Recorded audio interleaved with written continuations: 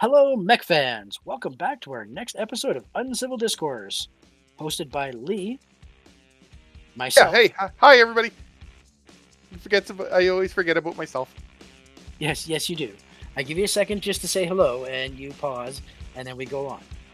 But most importantly, our guest commentator this year, joining us is Scott. Hey y'all!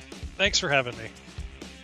Well, we did try having you before last season, and then we ended up taking a break for the 2025-2026 season. So we had to bring you back to continue the process because you deserve a full season. I mean, it's all leading up to this, right? The first time was just a test run, right? I passed the That was just the initiation foreplay. step. This is the real deal. Oh god. Brace yourself. So, this is the pre-game episode. It's going to be a long one. It always is. We have to break down each team. We're going to try to maybe shorten things a little bit during the regular season, but this one's going to be a long one. So please be sure that your coffee is full and hot and your bladder is not. And then we can kick things off. And so here we go again. The gates of this season. All clans, all day. Let's get ready to rumble.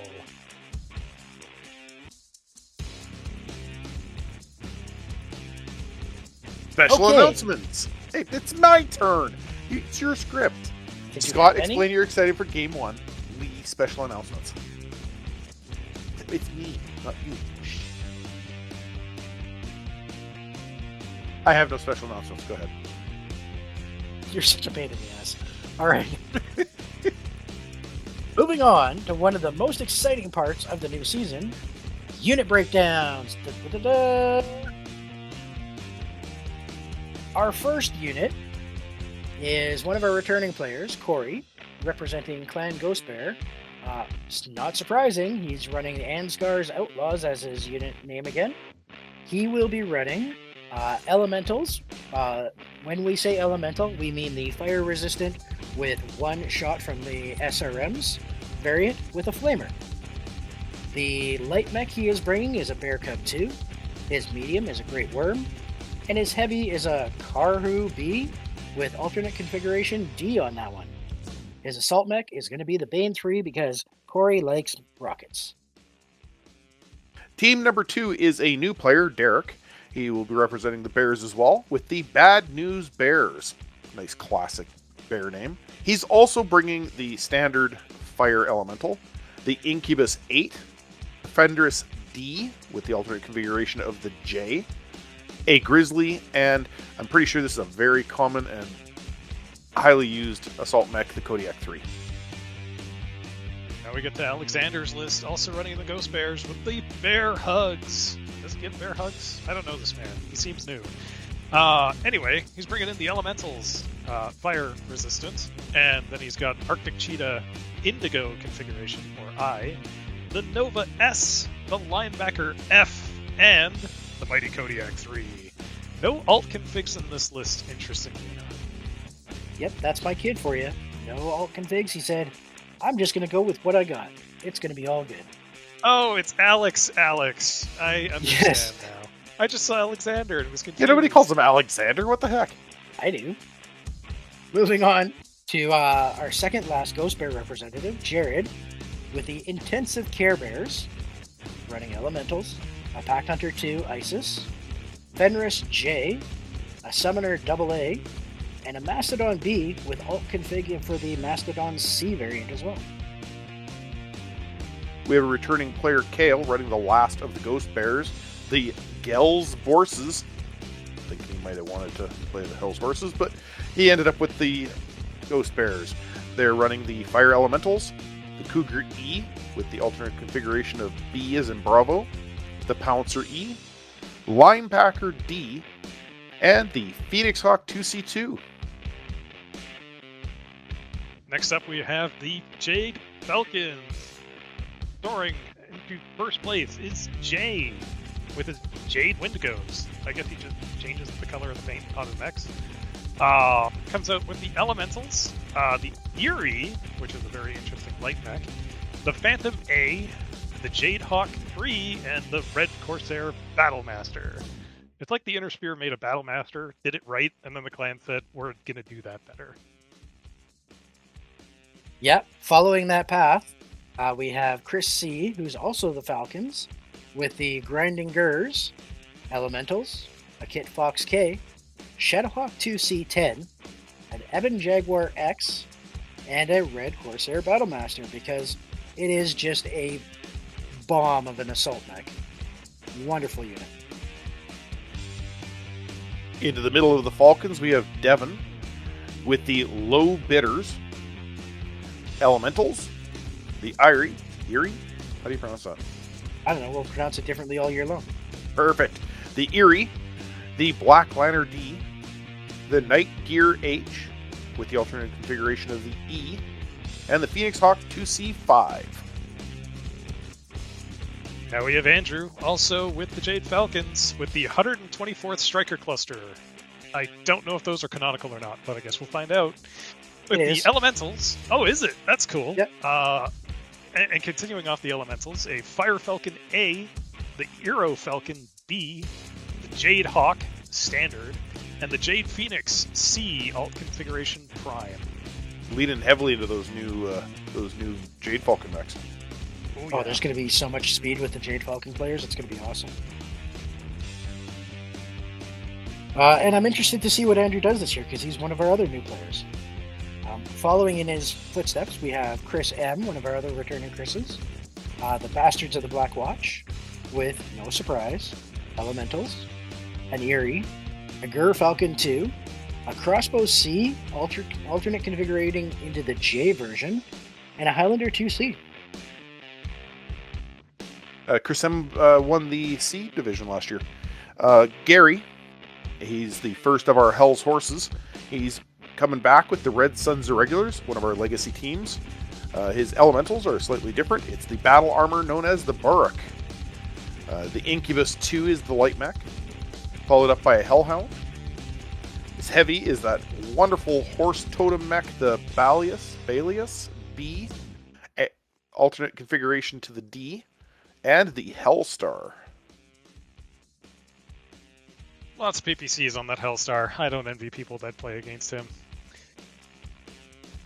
Next, we have Paul C., also Hell's Horses, with Bertz, Parkin, Hagen, Dawkins. I guess we're going to have to enunciate that specific That'll one. get abbreviated, yeah. Bert's PhD. Bert's PhD.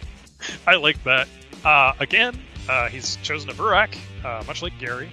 He's got the Puma J, alt config S, Stormcrow G, Rifleman 2C6, and a Thunder Stallion, number 4. I do like a Thunder Stallion. I'm glad to see at least one of them. Chris B. is also a Horses player this year, with a 26th Enigma cluster, running Elementals, a Vixen, a Shadowhawk 2C3, the Summoner B with alt config Prime, and a Direwolf Prime. Tried and true. Moving into the Nova Cats, we have Todd G. That's G as in golf.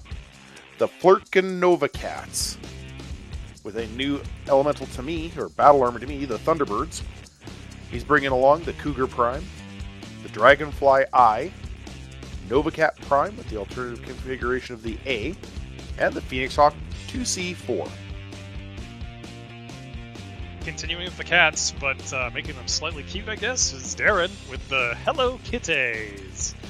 Elementals, Mislinks I, the Huntsman D, alt config G, Nova Cat E, and Supernova 4.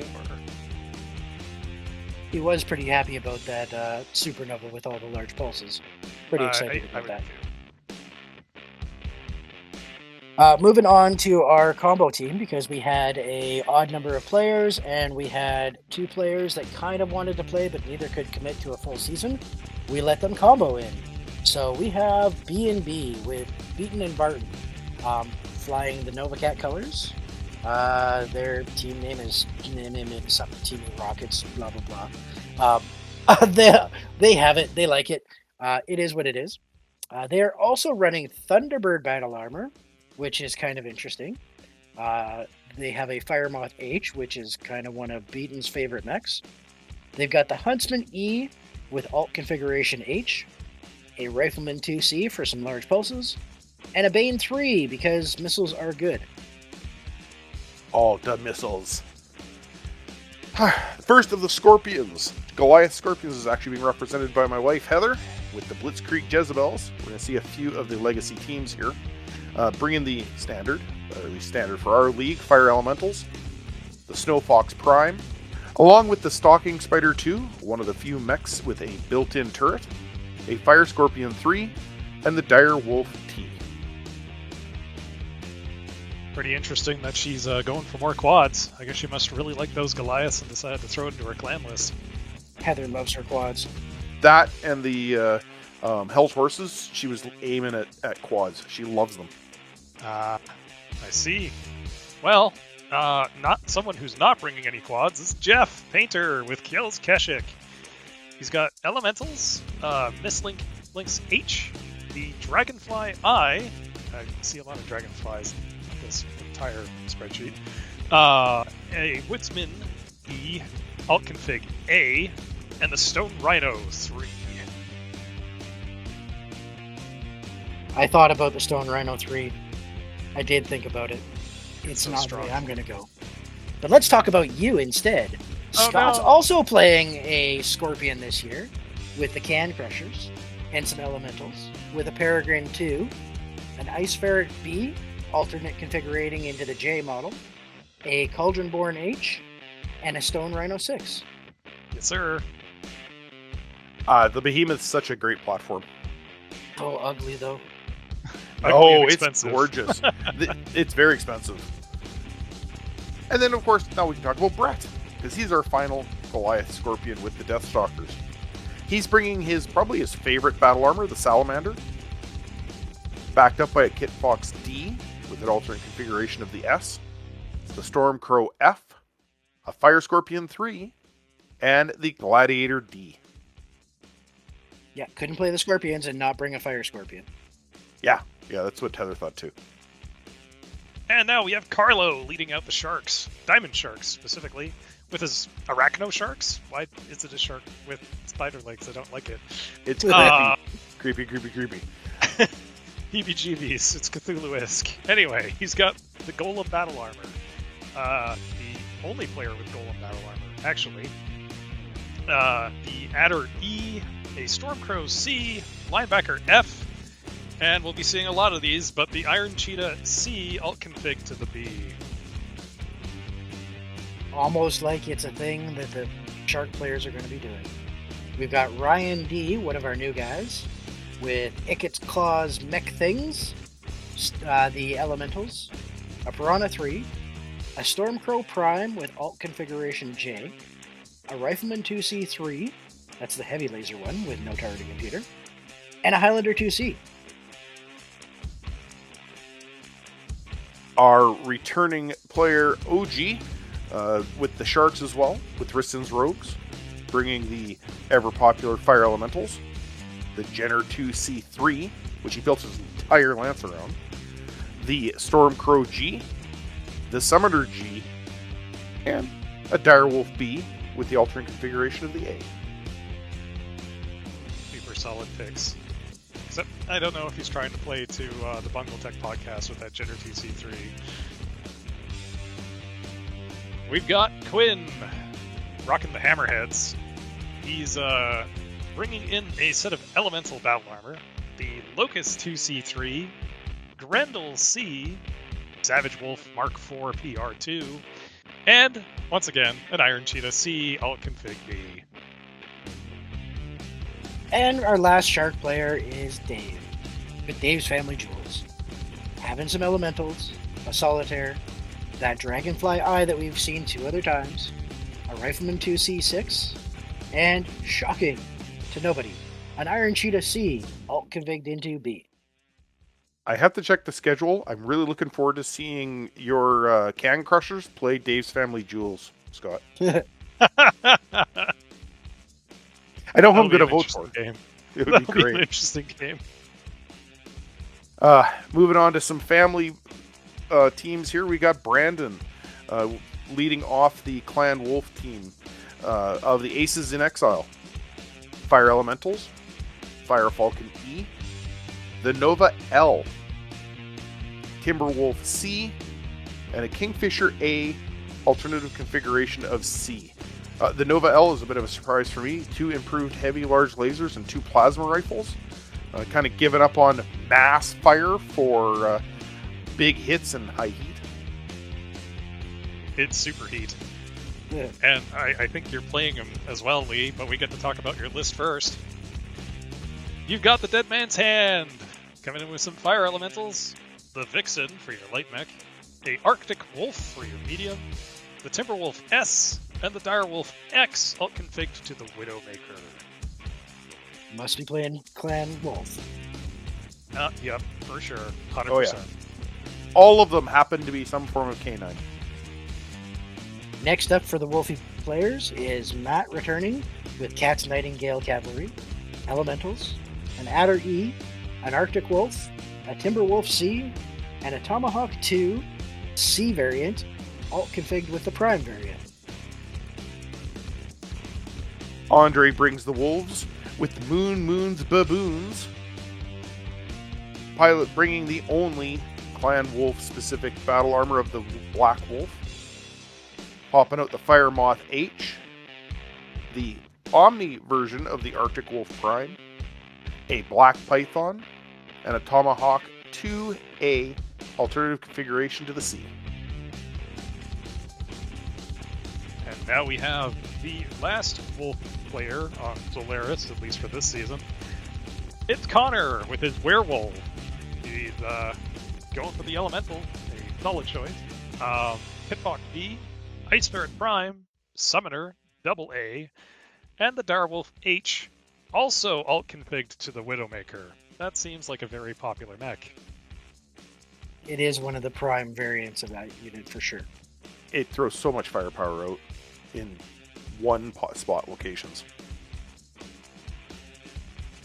That'll take us to our last faction of Clan Wolverine, with our returning player JP and his Neutral Reavers.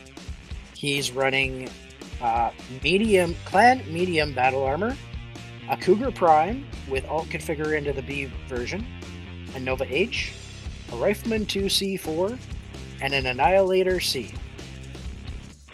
Moving on to Scott's brother James, the second Wolverine in the group. Bringing McKevity's Warriors, using as well the medium battle armor, the Mongoose C, the Fenris J with the alternative configuration of the F, an Archer C, and an Imp C.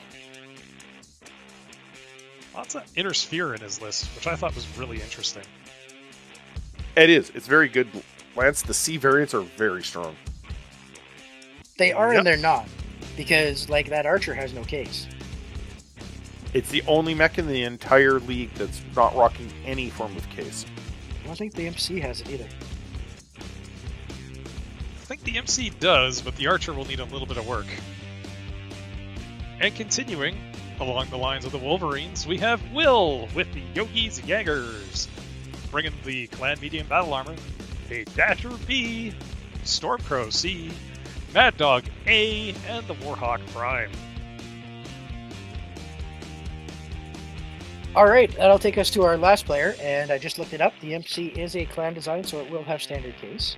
But our last Wolverine is Todd B, with his Rabid Wolverines, running medium clan battle armor, a Cougar H for Prime variant for the alt config, a Blackjack C, a Rifleman 2C, and an Annihilator C2. He's got so much gun and so little speed. But hey, he's got a plan, I think. Maybe, possibly. So, now that we've read off the lists, we get to go into this completely blind and figure out who we kind of want to see in A side and B side, possibly C side, D side. Yeah, let's pick some winners We're and gonna see if we're spitball even here. remotely close. Because hey, why wouldn't you do predictions before any games are played? Yeah, exactly. I said earlier that Laura could just roll dice because she's our predictions tracker. Because the first game, it's entirely up to the luck of the dice and seeing how well everybody's lances gel. That and maps. All the time maps. But, Go Thunder Rift! Go Thunder Rift! Oh no, I never want to see that thing again. But for who I would think we're going to see in those divisions, I think we're going to see Jeff Painter in A-side for sure, leading the division, if not second or third place. B-side, I feel like we got Brandon in there, super solid player. His list is very strong. C-side, I feel that Corey is going to do fairly well. His luck tends to wax and wane, but I do like his list again. And then, honestly, I'd like to see one of our rookies take D-side, so I'm going to vote for Derek. Those are fantastic picks, Scott. This is so up in the air. It is total choice, roll a dice, figure out how it's going to work out. We're going to see a Tomahawk or one of these massive pulse boats like you were talking about Kel's Keshik. His Stone Rhino 3. The Stone Rhino 3 with 4 large pulse lasers and 2 LRM-15s. Nope, 2 ATM-9s. Oh, it's ATM-9s, right? I faced him last week. That mech terrified me. There was nowhere I could go. There was nowhere I could go that he wasn't hammering on me. Yeah, because if you're like, oh, outside 20 hexes, your large pulses do nothing. Eat ATMs instead. Yeah, and if it wasn't for that, it was the fact that most of my mechs are closer range, right? So it was difficult for me to fight him as well. We both kind of exchanged a couple of head hits. Unfortunately, I lost my Direwolf to his Dragonfly, so it wasn't really an even split. His Woodsman is a beast. The Woodsman B is basically a clan marauder. Like just a standard marauder, 2 ERPPCs, a large pulse laser, 2 medium pulse lasers. It's just tough. I'm going to say, I would say A side is going to be, I don't know. This is such a total guess on my part. I'm going to go Kel's Keshik, simply because I know how tough that lance is going to be for everybody to face. B side, I'm going to go with Gary and the Red Suns of Regulars. I like that Hellstar. Those quad ERPPCs are just head cappers just waiting to happen. C, I am going to go with Carlo. I like the Arachno Sharks. I like their loadout. The Golem battle armor is going to pay dividends. It just in survivability, which means he's denying those people a kill till either late in the game or not at all. I'd love to say that Blitzkrieg Jezebels makes another run at it for D. And you know what? She just might. That Direwolf T is a monster, as well as her planned upgrade, I believe, to the C is going to be really solid. So yeah, I'm going to say Blitzkrieg Jezebels makes a second run at D-Side Championship. All right, well, I've got... You know what? He missed like a third of last season. I thought he was going to do it last year. But I'm going to say Darren for A-Side Champion, just to be different, with Hello Kitty. For B-Side... Oh, B-Side's going to be tough. I think we're going to have an upset this year. And I'd like to see Jay take B-Side with the Jade Wendigo. He's not running any of his situationships that are going to cause him breakdowns, like a bunch of mask failures or Timmy trying to hit things with a hatchet. I think he might be in for a good season this year. C-Side... I think Alexander's going to take C-Side this year. And D-Side, I think, is going to be James with McKeevy's Warriors. Now, I could pick a half a dozen people that I think are going to be in each division that are probably going to be like all almost equally up for grabs for winning those, but that's my votes, and I'm sticking to it. Yeah, this group of players, there's more A-side caliber players than we have slots in A-side, so B-side is going to be very, very contested. C-side is really just people with a little bit of bad luck, and D-side I think is going to be filled with people who struggle with their lances, as well as people who are just kind of poor luck is what it's going to be. Or don't care about the scores and just want to have fantastic games. You're absolutely right, Scott. That's a good point too. We're just here to have fun, folks. Mostly here to have fun. Mostly. And heated rivalries. Coming for you, Brett.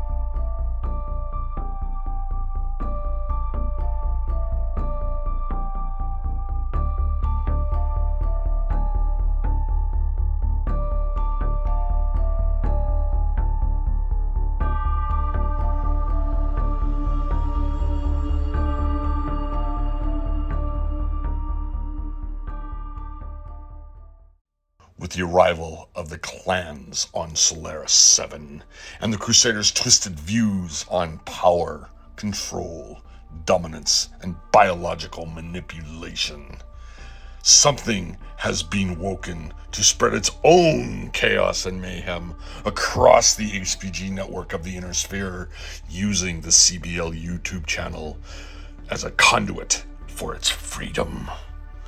And not even the valiant Warden clans nor defenders of Solaris 7 will be able to stop what is approaching. Tremble in fear as to what awaits you all in the shadows. Sleep soundly in your beds, kept company by your Canopian cat girls or body-sculpted Saha boys. For darkness comes for you all at the first light. May whatever pantheon of gods or ancestors you worship provide mercy and comfort for your souls. For that which approaches will not.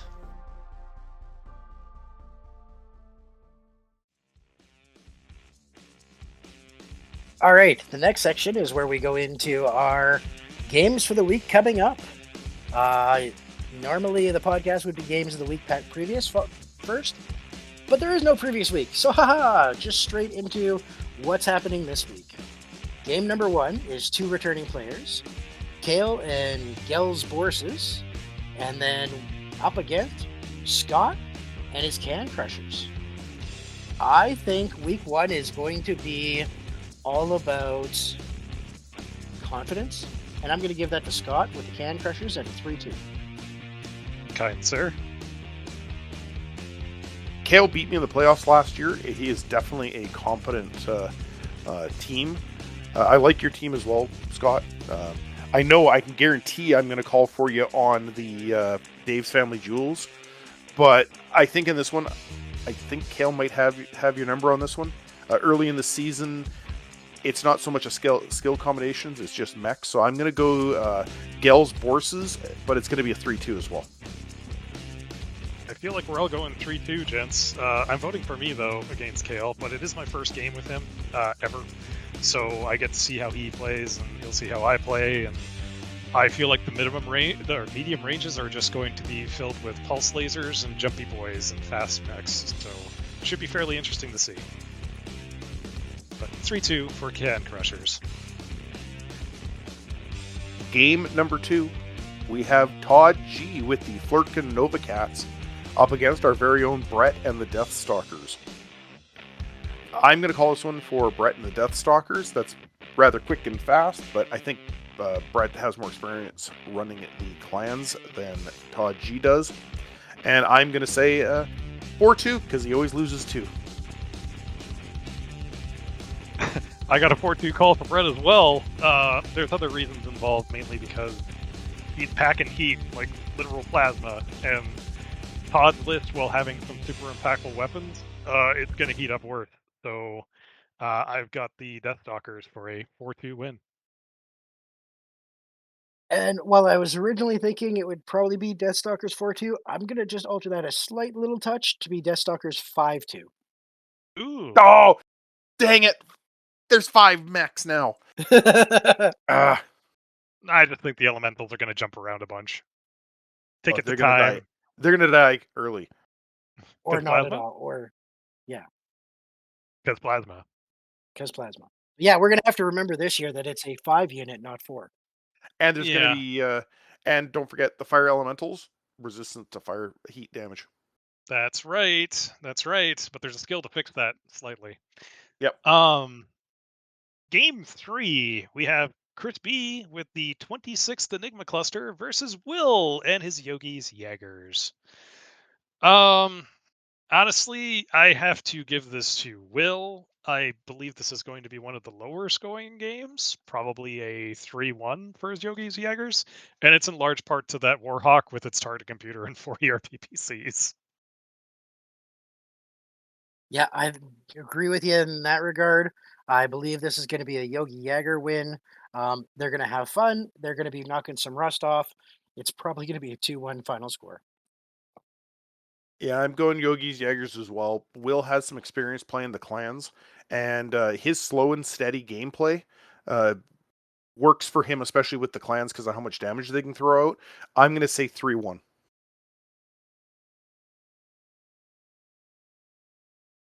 That'll take us into game number 4 with JP's Neutral Reavers versus Andre's Moon Baboons.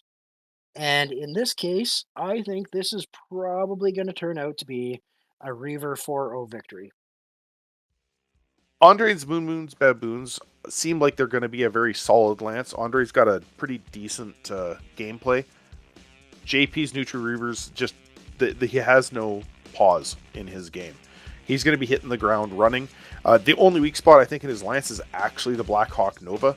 It's really inaccurate, and the mech's kind of got to jump around to avoid taking a bunch of damage. But I am going to give it to the Reavers. It's going to be 5-3.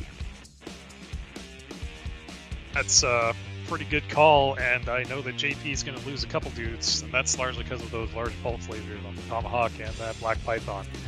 I still am going to vote for the Neutral Reavers and give them a 4-2. Game number 5. James and his McKevities Warriors versus Devon's Low Bitters. I gotta say, I'd love to say that it's everybody who beats me is just an amazing team, but we know that my luck is all over the place. Devon also knocked me out of the playoffs one year. James is a great player as well. He has experience and some backing of Clan Tech from last season. I think it's going to actually be the Warriors, and they are going to win it. Risky, though, 5-4. Oof, high scoring. And yeah, it'll be very, very close confines. My vote, though, is going to be for Devon's Low Bitters, and I think it's going to be a swingy match. Again, very close. I want to say it's going to be a 4-3, and I think it's the mobility that's going to give Devon that win. I think these are two players on game 1 that are both confident enough in the game that they're going to overthink things and play really defensively for both of them as they try to figure out their lances. I'm calling a 2-2 tie. Sweet, first tie call. Well, moving on from that tie, game number 6, we have Alex's Bear Hugs versus Jeff's Kells Kishik. Don't get me wrong, I love me a Kodiak, but we have Alex against Jeff, and I know that Alex has taken out JP with the lucky headshot on his Tomahawk that one year.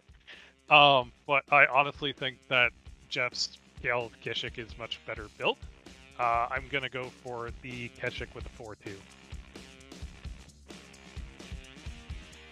Yeah, in that regards, I would say Kells Keshik definitely came out with this mass really solid, whereas Alex came out with me play Kodiak good. Rawr, hugs. So I think this is going to be a Kells Keshik 4-1 victory, if not a 5-1, because initially I sort of forgot that we're running 5 units. That's what you get for pre-rating your predictions. Alexander's the B-side champion, but Jeff's been either in the A-side finals or won the A-side finals for like 3 seasons in a row.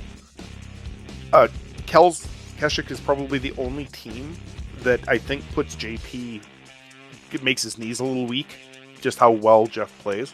It's going to be Kells Keshik. And I'm more than willing to say it's going to be a 5-something because of all this Clan Tech mechs go down fast. It's going to be a 5-2. I think once the ball starts rolling against Alex, I don't think he's going to be able to recover. Yeah, things can swing real quick in all clan season. Taking us into game number 7, Brandon's Aces in Exile versus Lee's Dead Man's Hand. This is 2 teams playing on the poker namesake.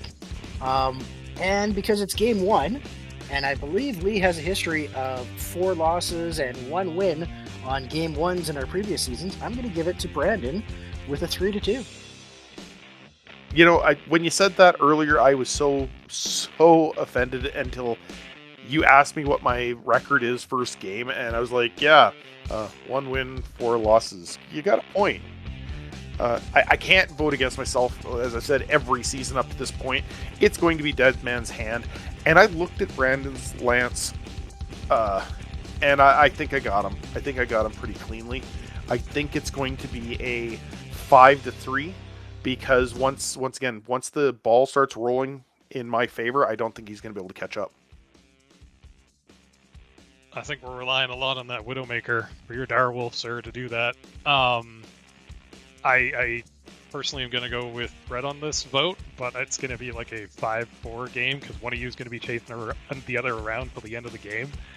I'm going to go 5-4 for Aces and Exile. Game number 8. Dave's Family Jewels will be on display for Paul to play with as Bert's Parkin-Hoggins Dawkins, Dr. Bert's PhD, comes out to play. Dave's Family Jewels, the A-side champion, and he was by far and large our A-side champion. Paul is a longtime League player, one of the first. I'm going to say it's going to be Family Jewels because Dave I think he's going to be coming off the high of being an A-side champion, and he's going to win it, but Paul's going to make him burn. Hey, whoa. Wrap all that up. Nope, just keep going. No. Wrap all that up. I got inside scoop.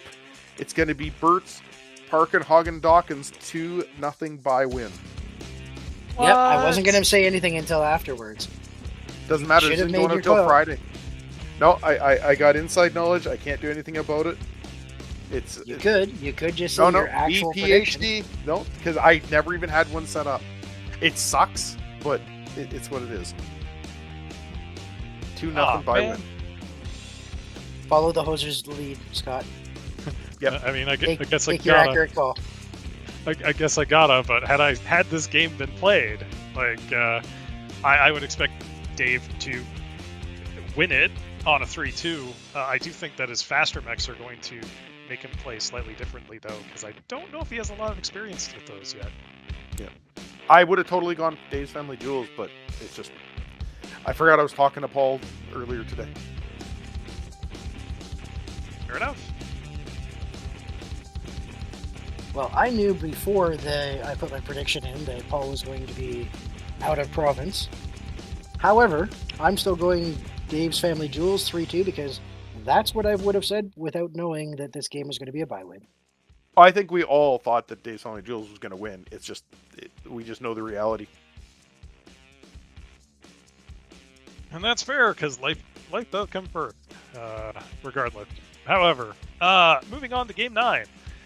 Jay is rocking the Jade's Wendigos against one of our rookies, Andrew, in the 124th Striker Cluster.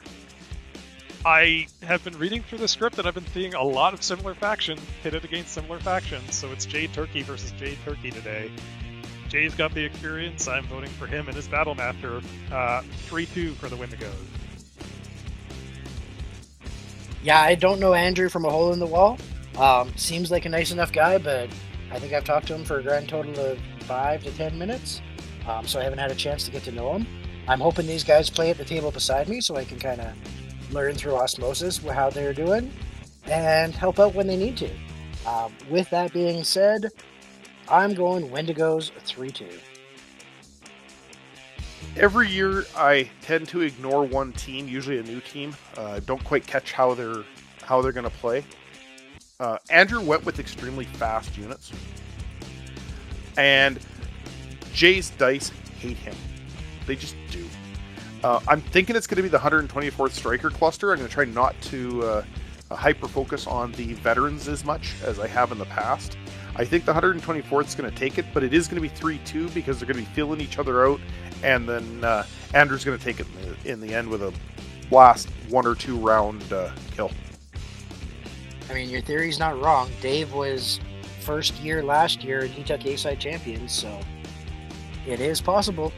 It's not always just Icarus when you start scoring good at the beginning.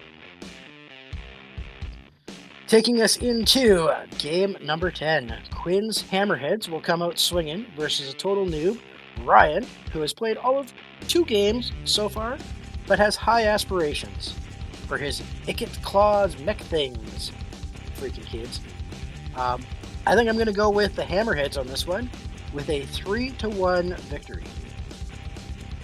This is Quinn's second season, is it not? It is. It is. So really, he's still learning some stuff, and we just had some rules changes. I think this is going to throw everybody off their game a little bit. I'm not going to just run with all the newbies. I think it's going to be the Hammerheads as well, but I think it's going to be a 2-1, maybe even a 2-0, but we're going to go with 2-1 because of the fact trying to get these new rules figured out. We're going to have to play a little slower.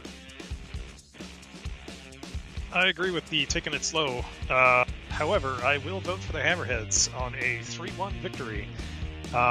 Just because of the Lance comp, mostly? Or star composition, I should say, because we're running stars this year. So, key points. This game's already been played. It was a 5-0 murder fest for Quinn. Holy crap! I mean, it helped out that his Timberwolf in round 2 or 3 took the head off of the Stormcrow with a near PPC that was transporting the elementals. Oh. And then the next turn or the turn after that killed the Piranha. Oof. So the game was basically starting on turn 4 with 2 versus 5 for the whole day with a guy who'd played 2 games. Yeah, that fact that your elementals are destroyed when the mech's destroyed, the 2-for-1 special. It's not guaranteed, but it's pretty likely.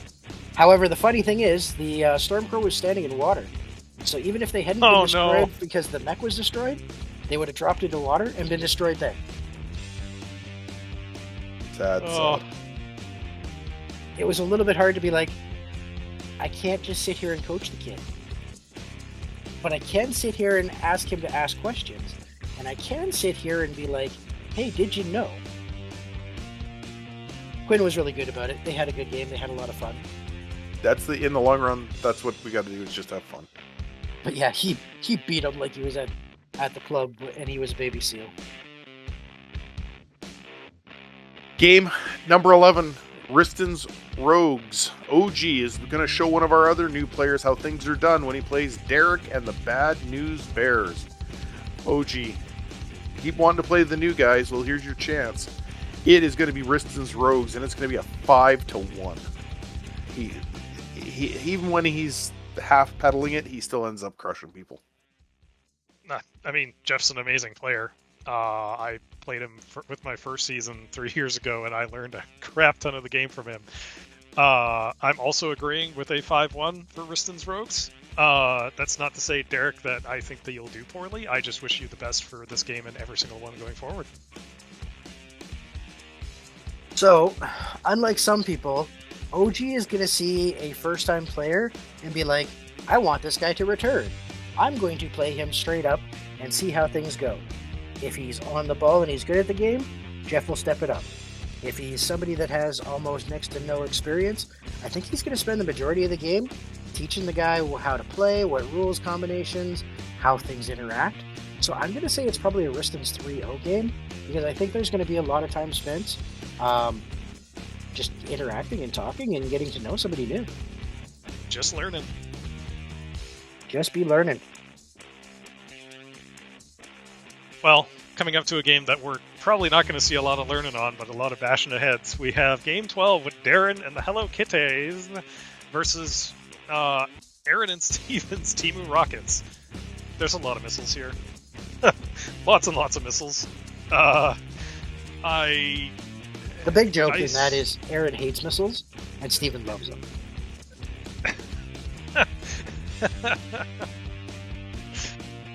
Needless to say, we do need a prediction here from me. I don't know how this game is going to go. I'm going to go for a 4-3 Hello Kitties. All right. Darren's one of my oldest friends. Aaron is a close friend. I've talked to both. I know what the thought process went into building these lances. And they're both experienced. Yeah. So I think this is actually going to be a Hello Kitty 3-2 game as they kind of just sort of feel out their units, feel out the lances, and feel out whatever the hell map they get. Probably going to be the biggest differentiator in this match itself. Both these players have experience with League. Like, they played for quite a bit with us. I think Aaron's got some ring rust coming back in after at least, one season off? And playing a compromise star. Right? Him and Steven had to come to grips of what they both wanted to play. Aaron got his Dasher H, his favorite mech, at least in the light range. I think that's going to definitely cost Darren one mech, but I think that'll be the end of the Dasher H. Once it gets within SWAT and range, they die really quickly. So it is going to be Hello Kitty. I was going to give Team Rocket a first round win, but I think they're too compromised at the moment. It's going to be a 3-1. I think he's only going to lose a mech. You know what makes Dasher H's disappear real good? 4 large pulse lasers with a targeting computer. Yeah. You just can't move fast enough. Speed is not going to be the winner of the season. It's going to be maneuvering. All right, that takes us into me and game number 13. I guess I should pay more attention. All right, Corey flying the Ansgar's Outlaws flag yet again. Some names are just too good to set aside, I guess. He will be up against our other Todds, Rabid Wolverines. I think this game is going to go fairly quickly. I think, as we mentioned earlier, sometimes when clan mechs get shooting at other clan mechs, it can be kind of a cascading situation, and I think it's going to be a 4-1 Ansgar's victory. Todd B is actually pretty experienced with clans. He loves the Wolverines, as quite a few people in League do. Ansgar's Outlaw is great. Corey's a fantastic player and upper tier player. Todd B just doesn't seem to have quite the luck, but he's pulling some solid machines here. That Blackjack C is a pulse boat, Rifleman 2C, straight up pulse boat, and that Annihilator C2 with 4 Gauss rifles and a clan ERPPC is just head capping waiting to happen. 75 points of damage, all in 15 point crits. I don't think this is going to be a top of the Killer's Corner version mech. I think it's going to be the Rabid Wolverines, and I think it's going to be a 4-2. Once again, once the mechs start dropping, the other players just not going to be able to keep up. Yeah, mechs are going to drop for sure on this map, and I think that I'm still going to pull for Ansgar's Outlaws, though, on a 4-2. And I feel like a bit of indirect fire is going to help out Corey a lot. He knows a lot about those, and either his battle armor or his bear cup's going to do it. The problem is that Karyu is the only Omni he has, so that's going to require careful positioning. Game number 14, my longtime friend Chris M's Bastards of the Black Watch versus Jared's Intensive Care Bears. Jared's finally getting back to the clans that carried him so well in the first season that he played. And Chris M's got a eclectic style of play. I think the Bastards of the Black Watch, our Seaside champion from last year, is going to carry it through. Jared wasn't even sure he was going to play this season. I think the Bastards of the Black Watch are going to pull it out, and it's going to be a close game, because I don't think Chris knows anything else but close games. A 4-3. Ooh, close games. You didn't see my last game with Chris M. But I'd also agree with Bastards of the Black Watch. Again, mostly because Jared is, well, he's decided to be here, which is fantastic. And while I would really want to pull for that massive B, I want to see it do well. I just think that the mobility for the Bastards is going to be far better than what the Intensive Care Bears can give. So I will go for a 4-2 for the Bastards. I think the Bastards have a better built unit, but I think Jared's a little bit luckier. So I'm going to go with the Care Bears with a 3-1. We are now going to Game 15 with Connor and his Werewolves. Longtime hanger-on, first-time player in League. And then we get to see how his game is played with Gary and his Red Sons of Regulars.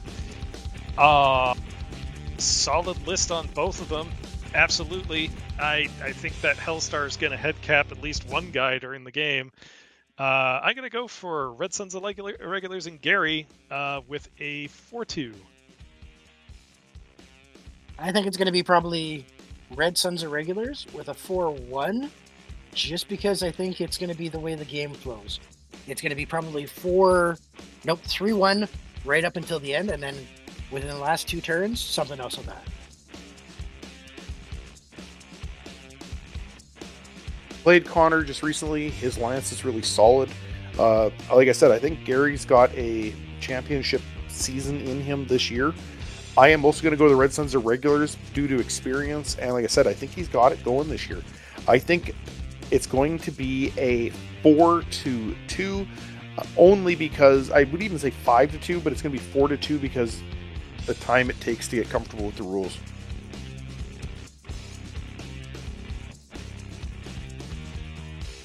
Our second round of games is going to have a lot more 5-kill victories, but for now, I think people are just going to get used to things. Taking us into game number 16, our third and final Chris is taking a year away from Pax and Pathfinders to fly the Grinding Gurs instead. He's coming up against Matt with Cat's Nightingale Cavalry, which I think is going to come home with a 4-2 win for the Cavalry.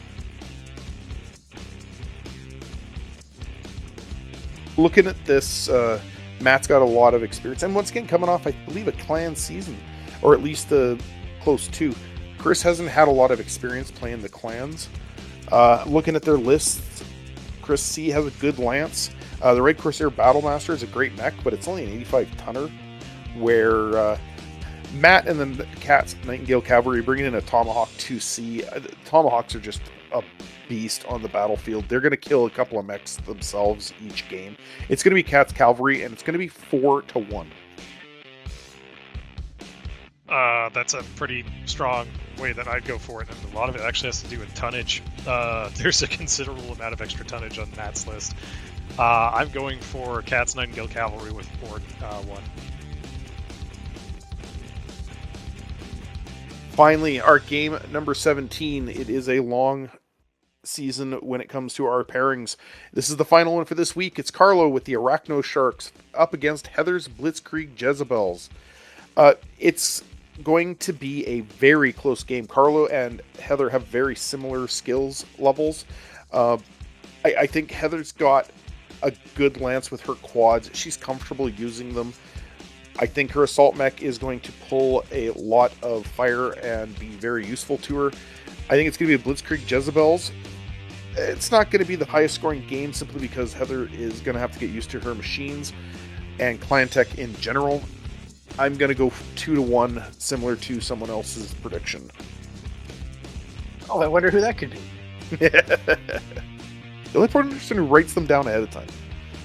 I mean, well, I'm kind of in the middle, but I'll disagree with you both. I want to see a tie for these players. And I think that has to do with just, similar skill levels.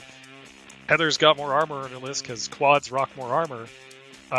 Carlo's got that Iron Cheetah, and that Iron Cheetah is just absolutely disgusting. I want to see a 2-2 tie as they happen to learn the rules and go through the motions as it is. I'm not the only one calling a tie today. No! I believe we're all on the same path. This is going to be a, hey, what did you bring? What's that thing got? Oh, what's this thing got? Oh, how does that work? It's going to be a lot of fun. They're going to have a solid game. They're going to have an enjoyable time. I think it's going to be a 2-1 Blitzkrieg's final victory on this game too, though. So that brings us to the end of the pairings. That's 17 tables full of mechs and mayhem. That's going to be real exciting for everybody. Although certain tables will not make it, so it's 15 now, I guess. However, just be aware that we're not just limited to doing this sort of stuff. I personally run games outside of the CDL and post regularly in there at Imaginary Wars. So if you want to check us out there, I know that we're running a game on Saturday prior to the league startup with Alpha Strike. So for those that are listening to this, that'll be tomorrow, because this will come out the day before. But with that being said, wonderful way to plug there, Scott. Love it. That's kind of one of the great things about it. You guys do extra things in the community, and we want to recognize and support that as well. We are looking at some new rules, everybody. Please, when you play your season's games, especially the first 2-3 games, have your packet, have it open to the new rules. piloting checks, physical attacks, heat, piloting checks, consciousness rolls, all of that stuff. It's all been kind of muddled around with the new rules that are coming out. We have not included all of them. We've included the ones that we were able to get full data about. We're not updating for the releases that are happening in this upcoming few months because it would change the way the league works. So we're not doing that. We're running with what we have. But please have your packet ready, have it open, and read the packet. Anyway, thank you so much for joining us on the first show of the regular season. And take it away, Scott. And thank you, gents, for having me. I'll be around for the rest of the season as your special commentator.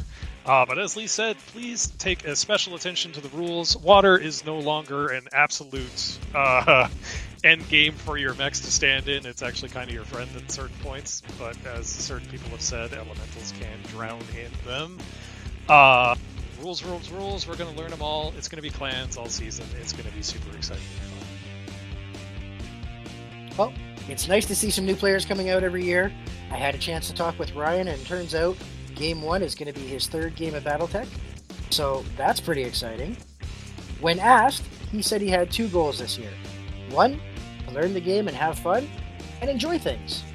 And number 2, which I so tried to talk him out of, but he wants to land a DFA this season. Good luck with that, buddy. And on that note, good night, everyone. Thanks for listening. Be safe. Until next time.